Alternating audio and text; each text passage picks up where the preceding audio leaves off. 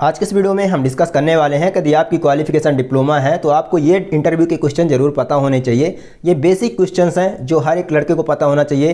Technical team और HR team जब आपका इंटरव्यू ले रही होती है तो ये क्वेश्चंस 101% आपसे पूछे जाते हैं और आप यदि इनका जवाब नहीं दे पाते हो तो फिर वो आपसे थ्योरी के सवाल पूछे बिना ही आपको वहाँ से मत जाने के लिए बोल देता है और आप डिसेलेक्ट हो जाते हैं। बहुत से लड़के आते हैं इंटरव्यू के लिए लेकिन उनको बेसिक क्वेश्चन ही जनरली नहीं पता होता है, जिसकी वजह से वो डिसेलेक्ट हो जाते हैं। चलिए हम आपको बताते हैं कि कौन से क्वेश्चन हैं जो कैंपस में चले जाओ या फिर कंपनी में डायरेक्ट चले जाओ जब इंटरव्यू से रिगार्डिंग, और आप जब इंटरव्यू दे रहे होंगे तो ये क्वेश्चन आपसे ज़रूर पूछे जाएंगे। यदि पहले से आप तैयार रहेंगे, घर से ही तैयार कर लेंगे इनके आंसर, तो दोस्त आपके दिमाग में रहेगा, आप वहाँ पर ब्लैंक नहीं होंगे। जब आपसे क्वेश्चन पूछा जाएगा डायरेक्टली आप डिलीवर करोगे आंसर और आपका सिलेक्शन 101% है, क्योंकि जब आप अलग इंपैक्ट डालते हो वहाँ पे। देखिए बेसिक क्वेश्चंस हैं, उसके बाद थ्योरेटिकली जो आप फर्स्ट ईयर में पढ़े होते हो वो टेक्निकली जो आप पढ़कर जाते हो वो तो पूछे ही जाएंगे, लेकिन पहले जो बेसिक क्वेश्चन है यदि आप उसी को नहीं बता पाते हो तो वहाँ से ही आपको भगा दिया जाता है।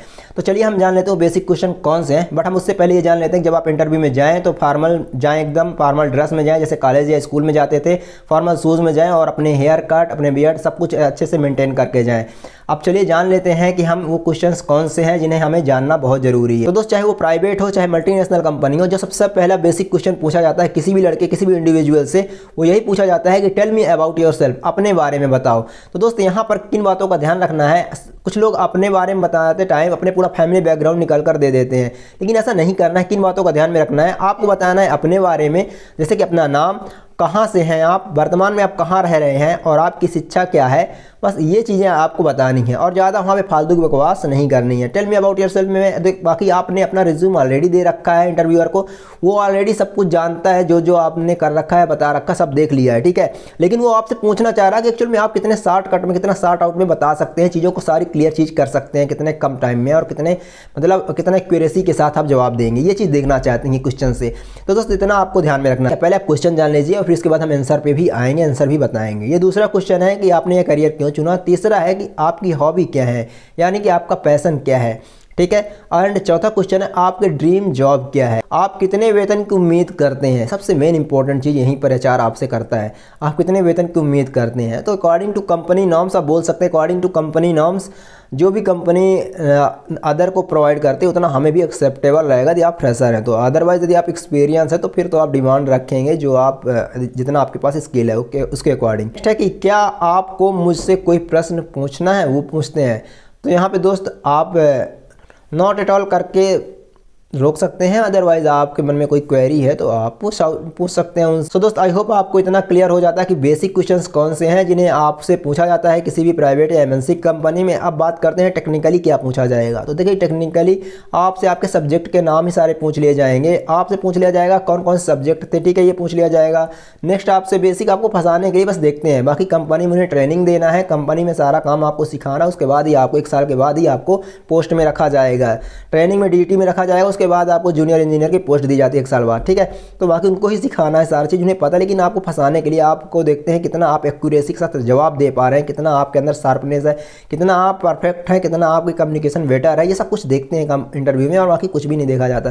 किस तरह से आप बात करते हैं, लहजा क्या है आपका, फेस एक्सप्रेशन क्या है आपका, eye contact, eye movement, face expression, ये सब कुछ मैटर करता है, ठीक है ना। तो बॉडी लैंग्वेज में सब कुछ देखा जाता है, आपकी कम्युनिकेशन स्किल देखी जाती है, मेन इंपॉर्टेंट चीज़ ये है। तो दोस्त आप किसी भी क्वेश्चन का आंसर दे रहे हो तो आप परफेक्टली कॉन्फिडेंस के साथ दें, विथ आई कांटेक्ट के साथ रहें। और दोस्त यहाँ पे आप अपना जो है फालतू बकवास ना करें या फिर दांत ना काढ़ें। बहुत से लोग हंसने लग जाते हैं बिना मतलब के और उनसे नहीं आता तो सॉरी सर बोलकर आप आगे बढ़ सकते हैं, फिर स्टॉप हो सकते हैं। आप काम की बातें करें, जो आप जानते हैं उतना इन्फॉर्मेशन दें, बाकी सामने उन सर को वही पूछने दें, ज़्यादा बेटर होगा। जो इंटरव्यू आपका ले रहे हैं उनको ही पूछने दें, आप वहाँ पर रुक जाएँ जहाँ पर आपको नहीं पता हो, ठीक है। सॉरी बोलकर आप उसको रोक सकते हैं। इससे होगा ये कि अगर आपको नहीं आ रहा तो आप रुक जाएंगे, आप पूछेंगे, ठीक है।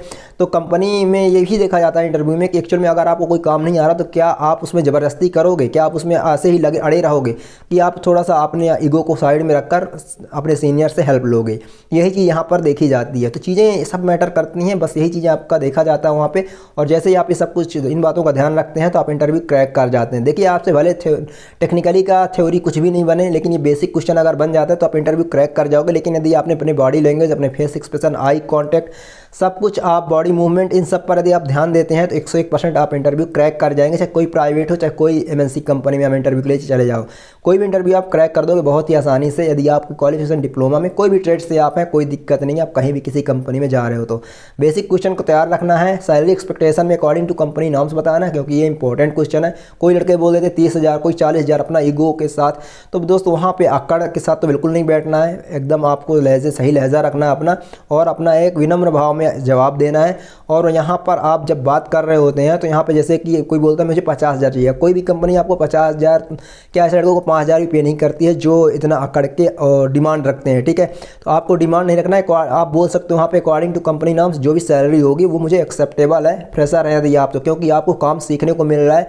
बहुत अच्छी अपॉर्चुनिटी होती है यदि आपका सिलेक्शन होता है किसी भी कंपनी में एज अ फ्रेशर लेवल में। तो आई होप आपको वीडियो से हेल्प मिलता है। यदि हेल्प मिले तो प्लीज़ चैनल को सब्सक्राइब करिए, इससे हमें मोटिवेशन मिलता है, हम आपके लिए ऐसे कंटेंट लाते रहते हैं। धन्यवाद।